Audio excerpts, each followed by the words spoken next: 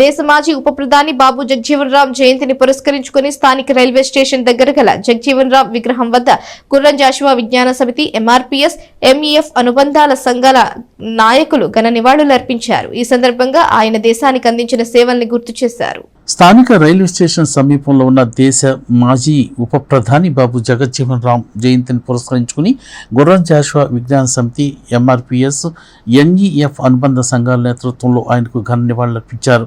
ఈ సందర్భంగా దేశ ఉప ప్రధానిగా అనేక కేంద్ర మంత్రిత్వ శాఖలను నిర్వహించిన వ్యక్తిగా, బడుగు బలహీన వర్గాల అభ్యున్నతి కోసం కృషి చేసిన వ్యక్తిగా దేశ ప్రజల్లో చిరస్మరణీయులై ఉన్నారని నాయకులు పేర్కొన్నారు.